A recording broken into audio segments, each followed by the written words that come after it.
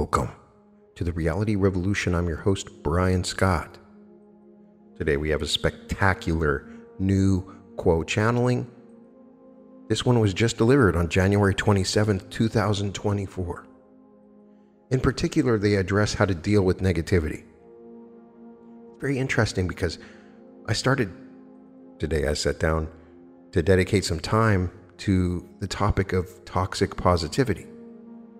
Recently in my Facebook group, I had really been affected by the program, a TV show on Netflix that talks about this really crazy troubled youth high school that was sort of a cult, and I was really affected by it. So I shared in the group, and I noticed most of the people were like, yeah, that's terrible. And I got a chance to talk to some people that experienced it. But then there was a couple people like, I will never watch that.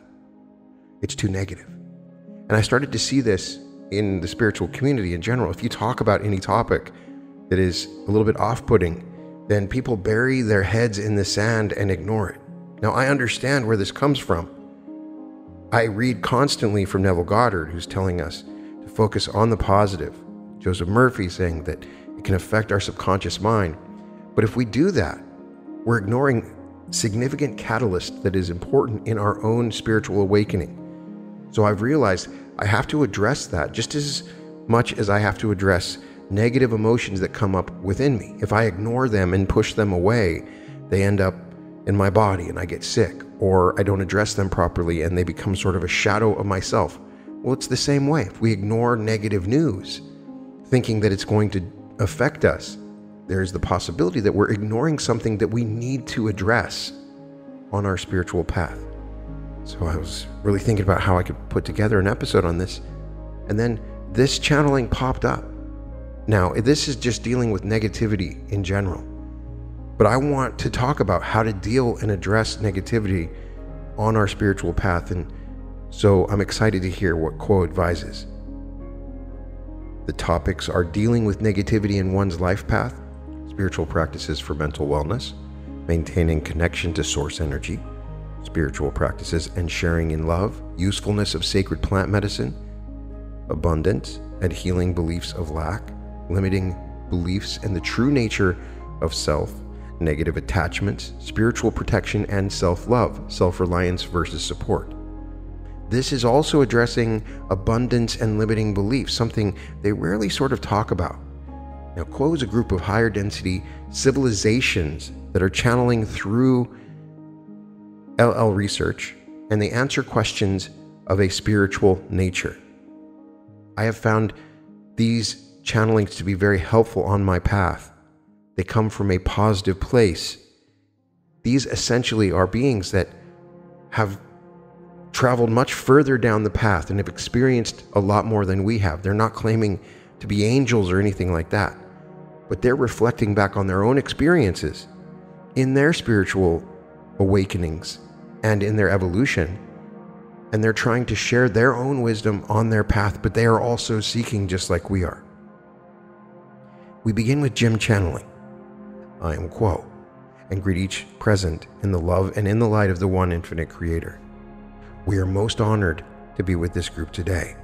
We feel your presence as the open heart that each of you shared in your round robin before this session began. We are most pleased to be able to bask in this love and the light that is the Creator shining through each of you. We have been able to make a clear contact with this instrument and this group because of the devotion of each in the group to seeking the truth of their own spiritual journeys. And we are very happy to entertain the queries, which we know are within the hearts and the minds of each present. We would ask that as we make our response to your queries, you consider what we say as our opinion, and that it is possible that what we say will not meet your needs. If that is the case, whatever does not meet your need, please let it be forgotten and focus only upon that which has meaning to you. If you will grant us this favor, we will be more able to speak freely to you.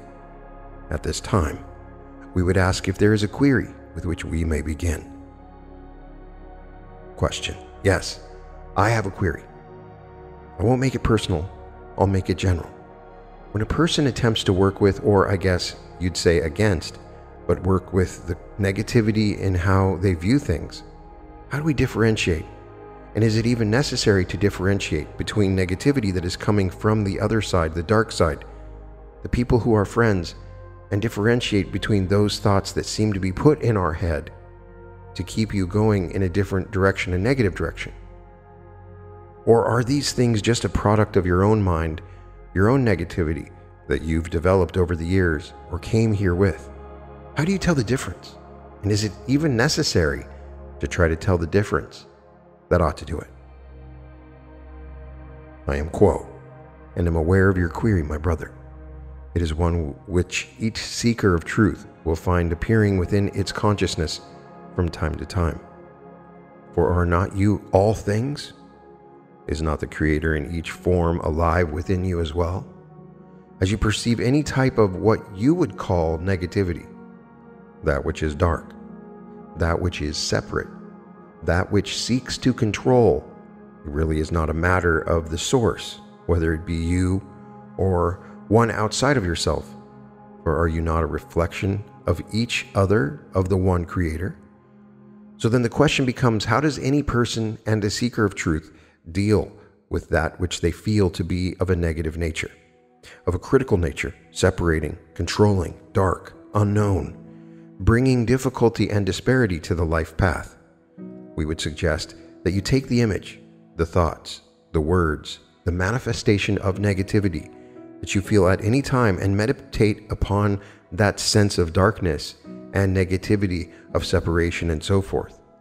And bring that sense of darkness into the light of your heart, of your being, of your mind, and your spirit. Take it within yourself and bless it. Give it the food of your love, the attention of the light that shines forth through you from the Creator. This is the Creator speaking to the Creator. When you realize the reality of this situation, then that which seems negative can be made into that which is of the light, which is positive, which shines upon all the self and all other selves, and brings each into the infinite love and light of the one infinite Creator. This is the journey of each seeker in your third density illusion, to find the way in which to be of service to all others, whatever their nature, whatever their expression or manifestation of their life path may be, as it is perceived by you. This is the great work, and we commend your fastidiousness in seeking to accomplish this work within yourself. Is there a further query, my brother? Question, Quo, you heard during the round robin how I was describing how I'd labeled myself with seasonal affective disorder winter after winter due to the gloomy days as I perceive them, and how this year that's not happening. And I've incorporated a number of psychological methods, setting intentions, sending love to those I've been angry with, forgiveness, and showing gratitude. I'm asking this because I have patients who are depressed, and I want to understand, what are the highlights? What are the ones that are most effective that are impacting me? How much is that? How much might be the group of 8 strategies, praying with patients in groups and then having patients now pray for others? How much of my better mood is that? How much of my better mood is that I feel that I'm on my spiritual pathway, following up on every lead and every opportunity that comes through to create and succeed in their creation? So I know the answers to some extent is all of the above. But maybe what are the highlights? If I have a patient who comes in with seasonal affective disorder, what are the things that you think have the strongest impact? I am Quo, and am aware of your query, my brother. Again, this is a query which each conscious spiritual seeker of truth will find it is necessary to answer in a way which is effective for the self, and for those that one comes into contact with who seek those answers from you as well. We feel that your beginning statement of setting the intention is the foundation upon which all of the rest of your suggestions may be built. For the intention is that which is within you of great power. It is how you direct your path every day, whether it is an intention that you are consciously making, or one that perhaps has gotten away from your consciousness, has moved into your subconscious, and manifests in a way that may not be as helpful if you were able to take it into your consciousness, would be. Thus, we would suggest that whatever tools one feels might be helpful in the manifesting of the intention, whether it be prayer, exercise, imaging, or any manner of expressing the energy of your mind, body, and spirit in a way that moves into your conscious intention and into the heart of your being, is that which will be effective for you and for each of your students. And this is a manner in which each seeker of truth moves forward in the spiritual path. There are those ways of perceiving one's reality which are reflections to you of the path you are traveling. That path of being able to polarize your consciousness in a positive sense of service to others, of seeing the Creator in others, of opening your heart in unconditional love, of giving that which is yours uniquely to give as you feel the moment calls for you to give. Any tool may be used effectively if the seeker wishes to grow, to expand its experience and acceptance of the world around it and the world inside of it. This is the means by which all structures of spiritual nature within the being are constructed, so that the expenditures of energy will be funneled in a way that is effective to make the intention manifest. Is there a further query, my brother? No, that's very helpful. Exactly what I wanted. Thank you. I am Quo, and we thank you, my brother. At this time, we would transfer this contact to the one known as Austin. We are those of Quo. Austin channeling. I am Quo, and now with this instrument, as we settle into our connection with this instrument, we would offer some short words of gratitude for this circle. We offer our gratitude to this instrument for the fidelity in the challenging process that we find increases in its effect and tuning as it's reiterated with each challenge.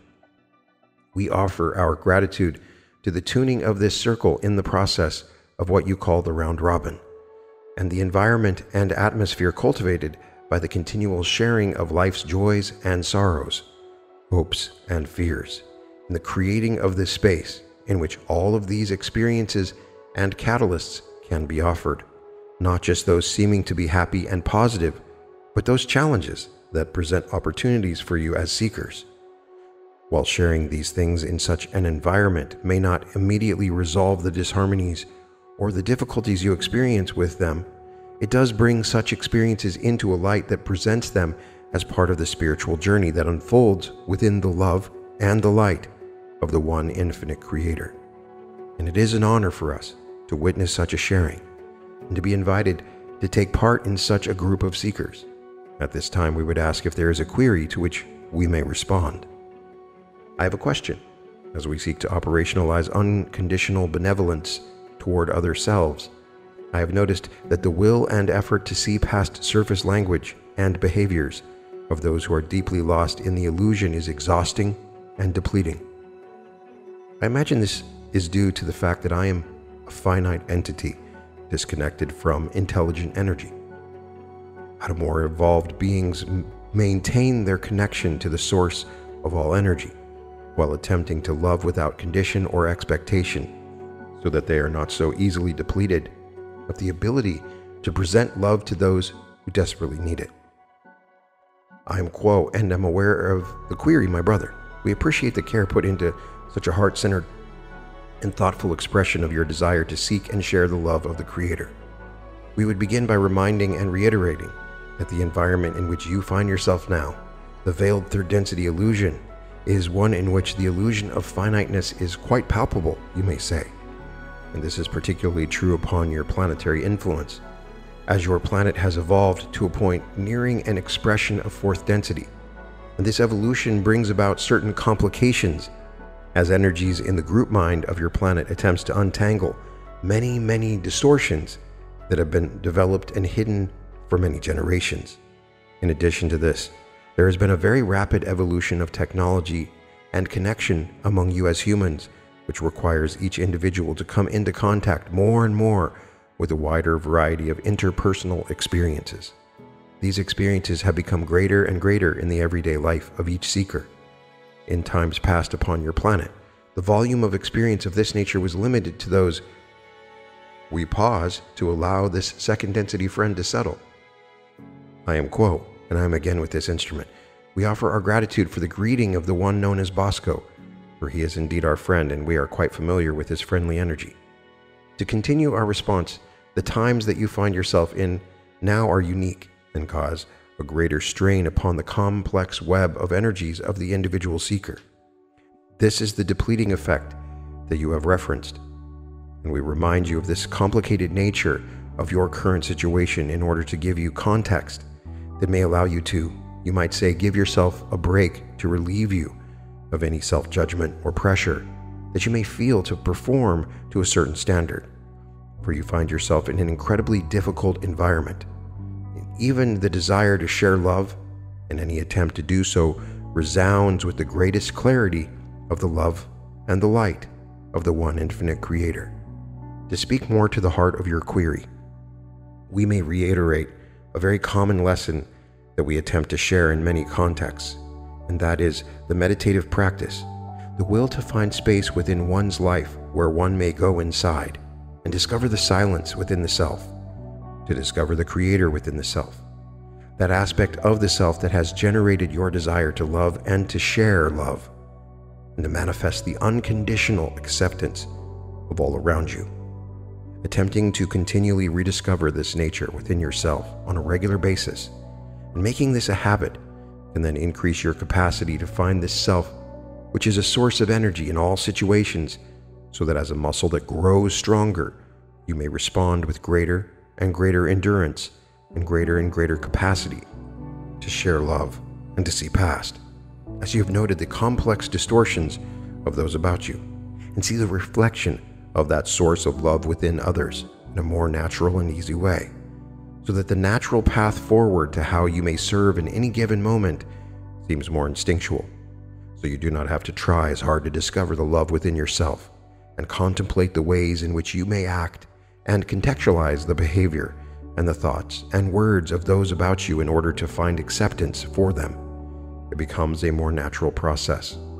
The so-called highly evolved beings that you reference in your query are those who have developed such pathways, either through regular practice within their current incarnation or through many incarnations, and have been able to maintain these pathways so that the reflective nature of that generative source of love within the self is seen within others without effort, and the words and challenges that others may offer to you are seen for the illusory nature that they contain, the distortions that are innate within them. There is no longer a need to work through them, and it becomes a natural reflex to see directly to the creator within the other self as the creator within the self. Is there a follow-up to this query, my brother?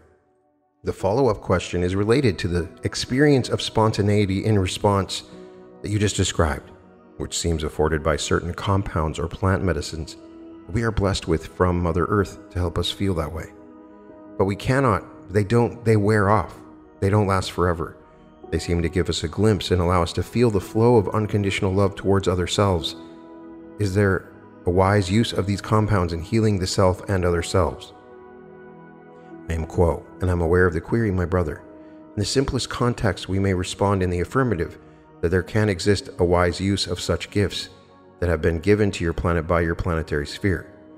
However, we would reiterate that we of the Confederation of Planets in service to the one infinite creator have found it infinitely more efficacious to suggest that a regular spiritual practice of meditation be the foremost attempt to discover the quality of love and the pathways that these other types of experience given by substances can be discovered. For one who attempts and discovers these qualities within meditation need not rely upon any particular outward distortion or substance or circumstance in order to discover these things within the self. And so as you have formed your query, our opinion is that such experiences that have positive impacts for the seeker can serve as a type of reminder and even a type of guiding star to show to the seeker what is possible and what can exist if the seeker has the will and the faith to follow a dedicated path of inner seeking, and trust that within one's life one can find a way to manifest these experiences and the awareness that can be offered in these altered states through the capacities of the self alone and in this discipline. Then such substances are no longer needed or called for, and one can even share these types of experiences through one's own quality of being with others. Is there a follow-up to this query, my brother? No, thank you very much. We are Quo, and we thank you, my brother. Is there another query at this time?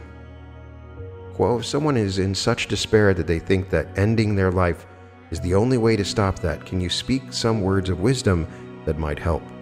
I am quo, and I'm aware of the query, my sister. Indeed, we find that within your illusion the depths of separation can manifest in such painful ways that the notion of departing from the incarnation to escape this pain is not uncommon upon your planet. And we feel within our own hearts the sorrow and the depth of separation that can create this. We offer you, our sister, our love in this capacity for any experiences that you have gone through that cause you to present this query. In terms of any wisdom that we can offer, we find it a difficult situation to address from our standpoint, for we have a clear view of the process of the mind-body-spirit complex that can incarnate and reincarnate. And so from our point of view, there is no end to life. There's only a cycle. There is a continuation. And while the difficulty that creates such a situation is very palpable to us, it is difficult for us to relate to the pain generated by the situation for the other selves about one who makes this choice to exit the incarnation proactively. We can only offer our words of comfort and encouragement that the best thing you can do in any situation is to open your heart as much as possible and discover within that how you may respond no matter what the circumstances. The attempts to discover unconditional love and share it may look different in each situation, particularly the type of situations that you have referenced. For each time a person wishes to travel this path will not look the same. Each individual may be reacting to different circumstances that have led them to this decision. And so we cannot address things in a specific way, but only encourage that.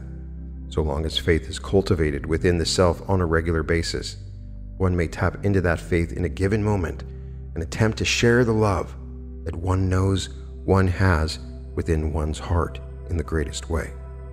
We would remind each individual that though one may be successful in discovering and shining that love and light in any given moment, that the free will of your illusion will take precedence within the actions of your other selves. You cannot control how another will receive your love. You cannot cause any specific change in their behavior or action.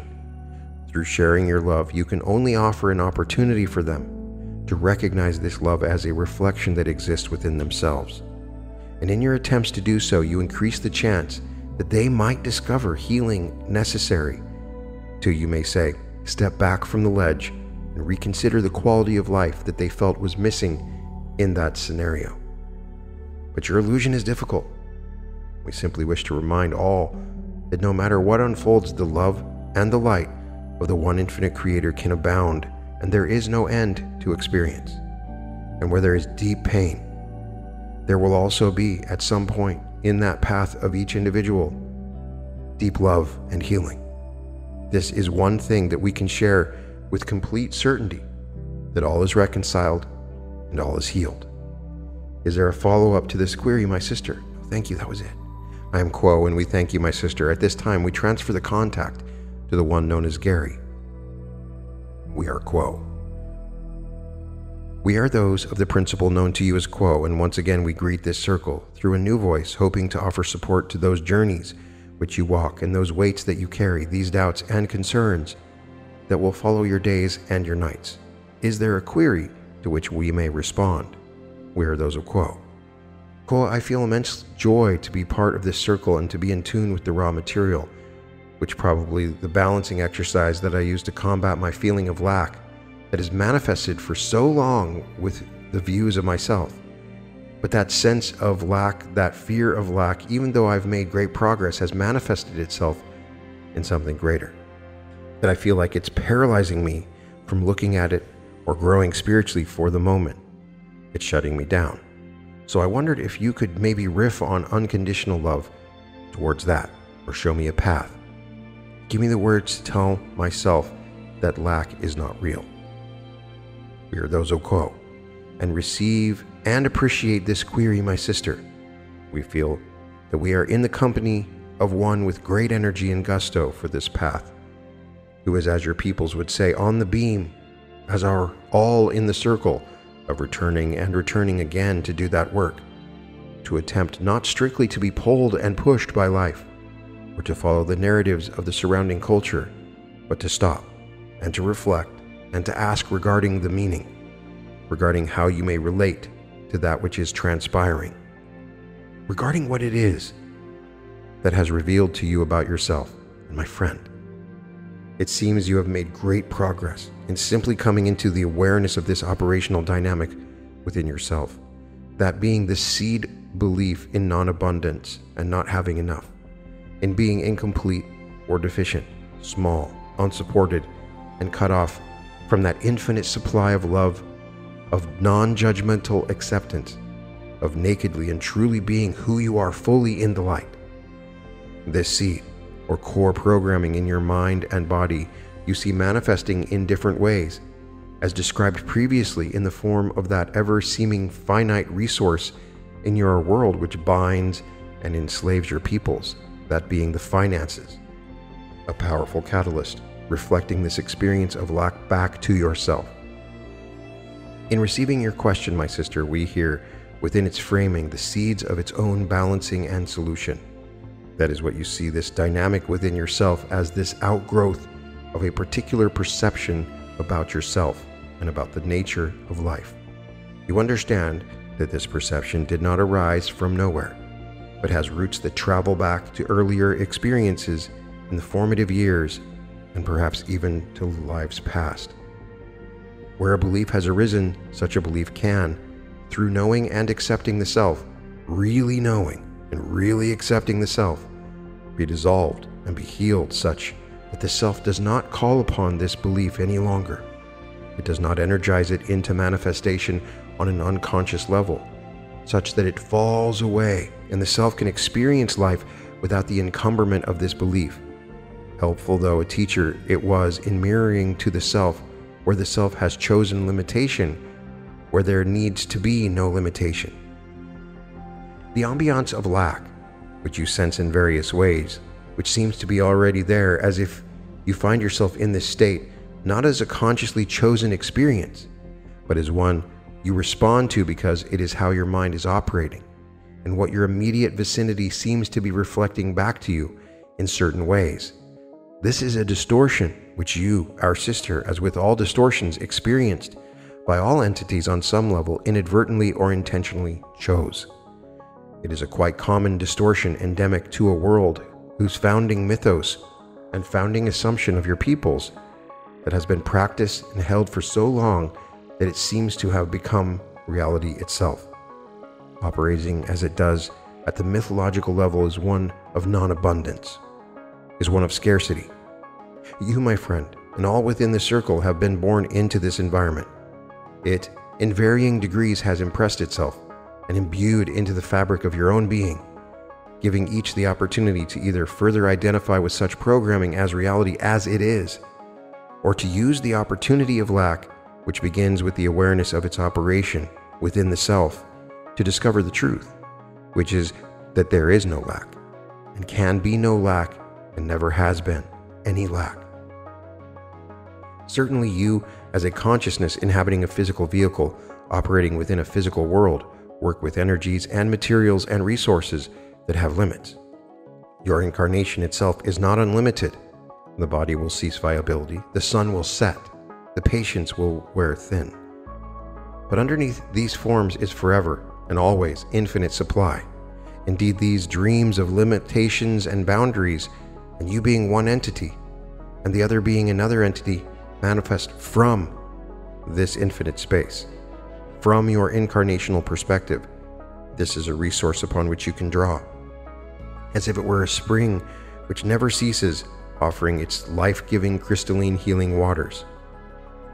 But on an even deeper level, this is not a resource in potential to the conscious self, but it is who and what you are.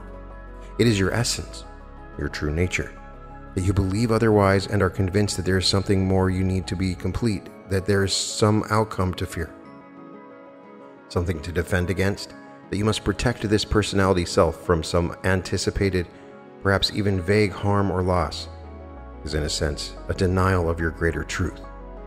This is not to say that one needs to abandon discernment and reasonable analysis of the circumstances of their lives, the proper management of their resources, including that known to you as money. but the use and balanced understanding of those limited materials available to you need to not become your identity or occupy the entirety of your consciousness. It can rather be that which is accepted as it is by a boundless being who knows, not strictly through their philosophy and intellectual contemplation, necessary and helpful though that is, that they are not these thoughts, not this body, not these circumstances, but that they are eternal. That the body shall pass, the incarnation shall come to a close, but their consciousness shall, as always has, continue. That deep down within, the self was never born, nor will the self ever die, because the self always and forever is. It only temporarily plays a game whereby it takes on the cloak of limitation and dons the costumes of an individual self which has become separated from other individual selves and become separated from the all.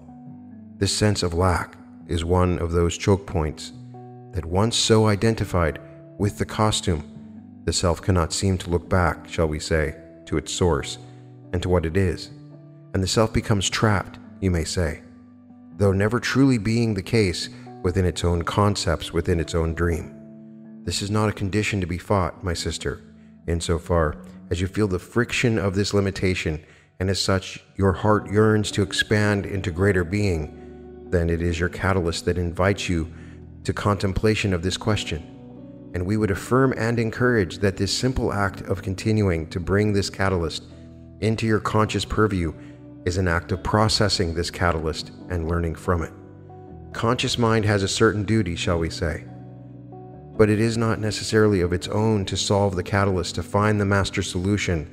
Instead, the conscious mind can contemplate the catalyst, can analyze the self, asking penetrating questions of the self, including attempts to investigate the roots of the catalyst, to ask the self how the self feels, how this catalyst may be manifesting, how the self adds layers of distortion to the core catalyst with reactions of fear or judgment, how it may come up in relationships and cloud those relationships, and so forth.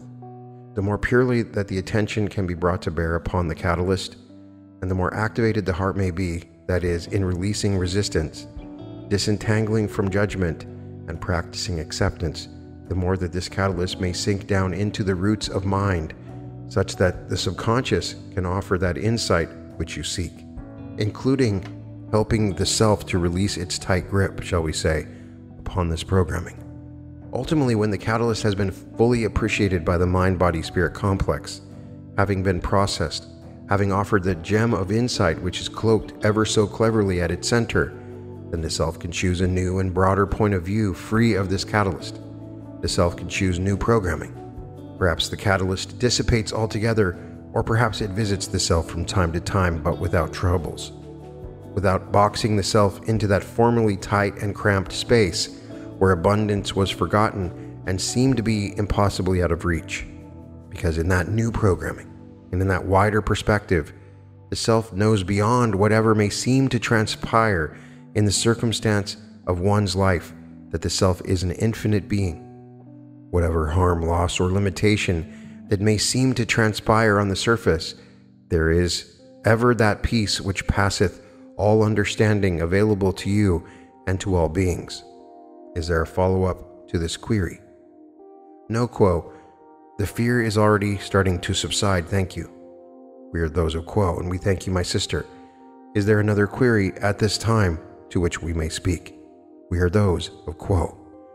I have a question, Quo. Many of our psychologists and hypnotherapists work with their patients and have discovered attached entities, sometimes known as earthbound spirits, who haven't successfully made the transition to the light, or in some cases don't want to, and cause their patients quite a bit of suffering and distress, and in fact, sometimes physical pain and emotional suffering. And these therapists have been able to help these patients release, in many cases, these attachments. My question is, are these the creation of the mind of the patient, or are they perhaps actual earthbound spirits who are attached to these people for whatever reason? And if that is the case, wouldn't this be a profound violation of the free will of the patient, since they are oftentimes completely unaware of these attached entities? We are known to you as Quo, and we thank you for this query, my brother, which has multiple layers, we find. We would begin by saying that it is impossible to give a general answer as to whether the source of such experience is strictly of the self's own making in the pattern of their thoughts, or whether indeed there is some external agent, non-physical being, which has attached itself to such an entity. For there are a great variety of possibilities in this situation that you described. But you are correct, my brother, in the supposition that indeed, insofar as there is an illusion of different entities, that the incarnate being within your third density can receive the service, shall we say, of a non-physical being in this sort of invasive or parasitic way, whereby that energy attaches to the incarnate being. This can indeed be the function of an earthbound spirit as you have described it. There are various dimensions within time-space, or the non-physical realm of your existence, populated by a great variety of entities of various grades of consciousness and ability and agency, just as is true in the physical plane, just as is true of that known to you as virus and bacteria. Some there upon these planes whose intelligence is such that they may have an agenda, shall we say, that they may have an intelligence sufficient to seek to offer this negatively oriented service to a third density entity which is discovered to be vulnerable to such a service. Others, to connect back to our metaphor of the virus, may be likened more to programs, to specific energies that have lives of their own, that are inhabitants of the planetary shadow, shall we say. The shadow of the planetary mind of those great regions where live all of that stored pain and trauma and wounding, the fear and the hatred that exist within the collective mind and imbues itself into the individuals in various ways. Such entities have varying degrees of autonomy as well, and may even be agents to one degree or another of even higher density, negatively oriented entities who may attempt to use such entities toward their end. As to whether this is a violation or infringement upon the sovereignty of the third density incarnate entity, we would offer a yes and a no. The conscious self of a third density entity would, in nearly all cases, not seek or desire such an experience. It would indeed seem an infringement upon their boundary upon that which they wish for themselves, and it may even be intended as such from the attaching negative entity. However, on a deeper level, the attachment happens in correspondence with, and in proportion to, some pre-existing vulnerability or distortion, or a chink in the armor within the self. There may be some unacknowledged opening to some degree. It is not, we would clarify, an opening which is desired in the sense in which the entity thinks. I, as an entity, desire the experience of attachment, but rather as a point within the self which can be exploited. This would seem an unfortunate situation from the perspective of the incarnate being, particularly as these seemingly uninvited attachments do not bring messages of joy and well-being, peace, and ease to the self, but rather they bring the opposite, offering intrusive thoughts, self-sabotaging instructions, energies, and impulses, and prompts that precipitate separation and disharmony, and otherwise seem to deter the self from the light which it seeks and the polarization which is its path.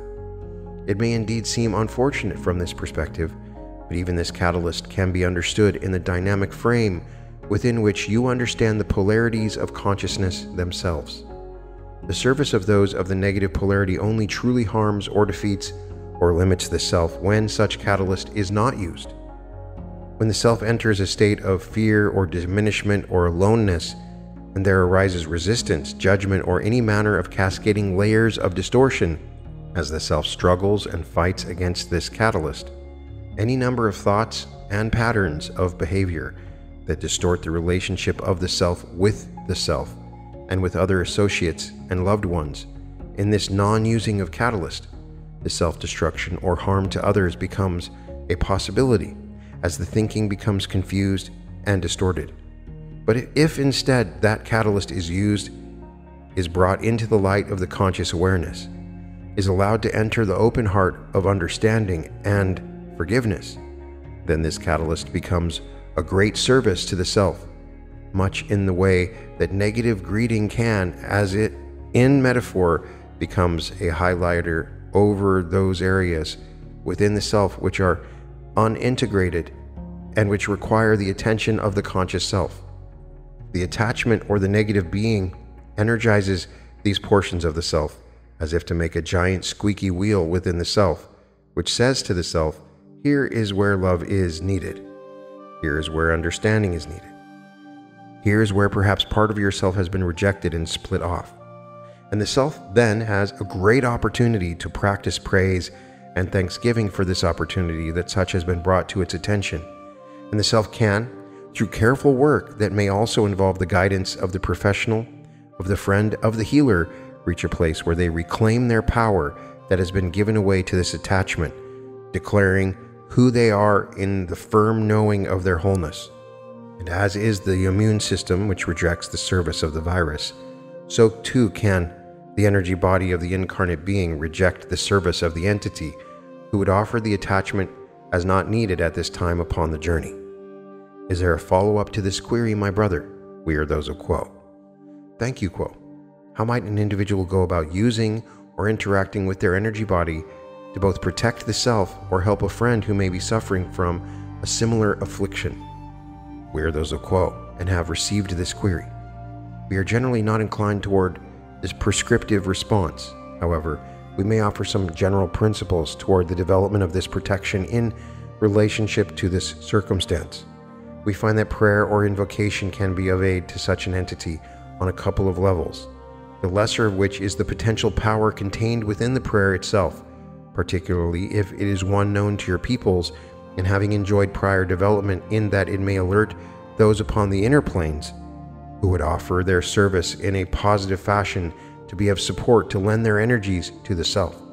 But on the greater level, the prayer offers the mind an opportunity to focus, to reclaim the attention that was inadvertently given over to this attachment, to come back into the center, to become more conscious, and to ultimately declare who and what the self is by asserting that they are a being of the light, that they seek the light, that love enters and fills every portion of their being, the energy body included.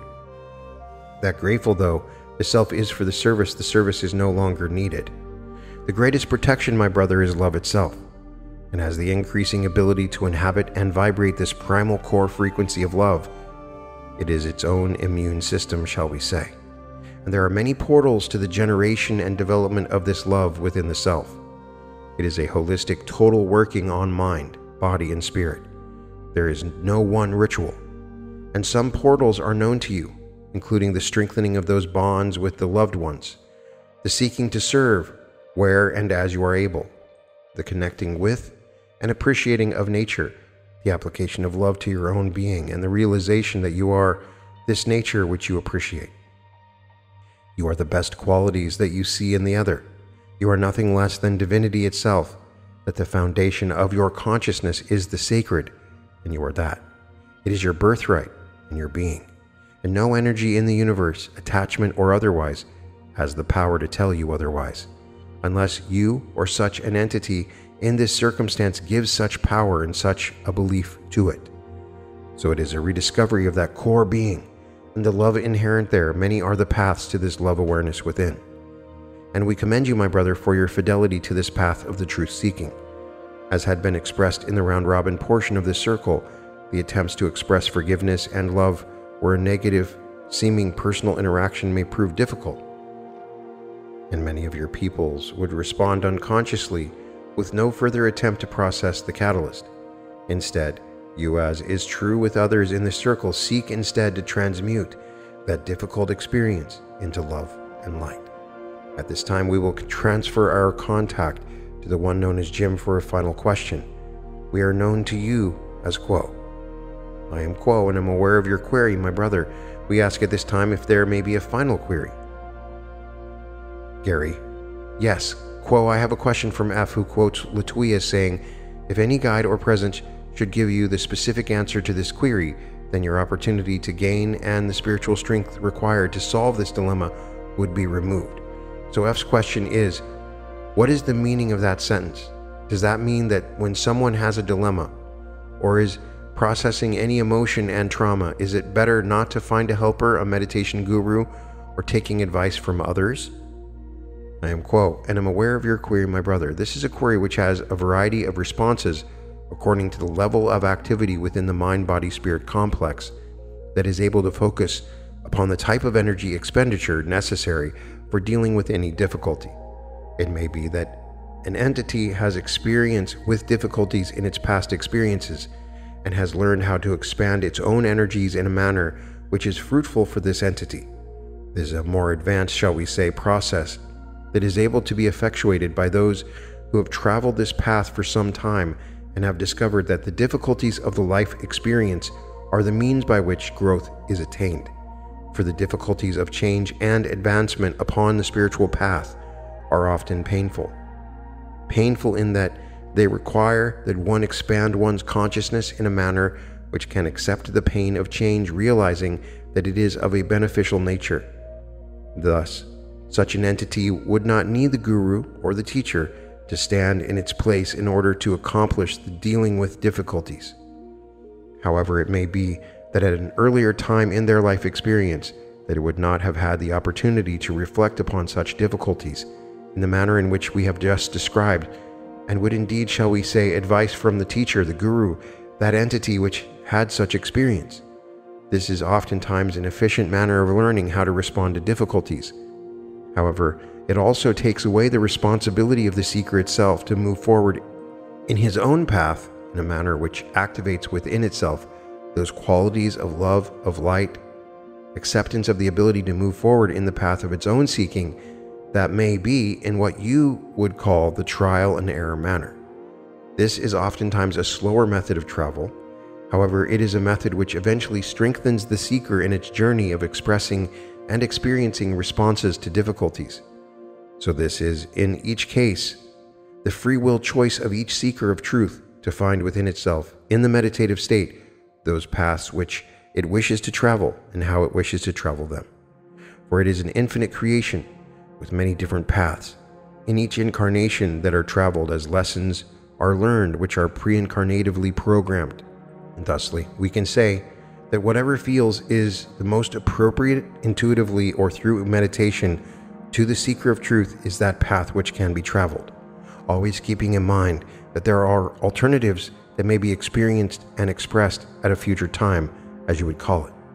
At this time, we would thank each entity within this circle of seeking for being present, for bringing the heartfelt feelings, the difficulties, the joys, the imagination of all that is possible within the infinite creation that exists within your being. We thank you for experiencing this type of life pattern and of sharing it with those around you this day and always. We are those of Quo, and we have traveled this path with you today in great joy. And we would leave each now as we have found you, in the love and in the light of the one infinite Creator, Adonai Vasu Boragas. So this is just a delightful channeling and really covers a lot of amazing bits and pieces of information. To begin with, when we start talking about dealing with negativity, the key here is that it is a catalyst. And this can be used for you to evolve on your spiritual path. By denying negativity, it doesn't necessarily help you. Now, of course, when we get into the specifics of this, there's certain kinds of negative thinking that we do want to avoid that are not true. When you say, I am poor, that is negativity that does not help you because it contradicts with the truth. What we're talking about is things that happen negatively and in general. Those things can become catalysts for you. A really wonderful discussion of lack, worded in a perfect way. I related to the question, the idea that we suffer from lack in third density. It's a part of all of our own experiences. In our own small little experience, we do not see the infinite love of the Creator. We do not have an awareness that we have this infinite love and possibility flowing through us at all times. And really, when we reach that level of abundance, it is a spiritual experience because you are tuning in to the infinite love of the Creator. And when you are aware that there is no lack, not now and not ever in your life, there's a switch that goes on, and it is a spiritual switch. And I love the answer to that question. I don't think we've ever heard Quo answer a question about negative attachments, something that actually happened in the original Law of One channelings, detailed by Carla, in her own experience, she had a negative fifth density being attached to her during that channeling, which made it sort of dangerous. It sort of tried to kill her. So I found their discussion to be very interesting, and I agree. Doesn't that violate the free will? So you may have a negative attachment. They never can give very specific techniques of healing. They want you to find that out for yourself. But they do indicate that prayer is powerful. And I would recommend that you check out Robert E. Detzler's spiritual release technique, one of the better specific techniques that can be used to release negative attachments. There's a lot more great information that's provided in this channeling, and I'd love to know what your favorite part was. Please put a comment on this video and put a like on it. It really helps. It's the key to the YouTube algorithm. And if you like this video and want others to see it, liking and commenting really helps. You can find all episodes of The Reality Revolution at therealityrevolution.com. Check out my art. You can find it at www.newearth.art. I'm imagining a joyful and wonderful day for everyone listening, and welcome to The Reality Revolution.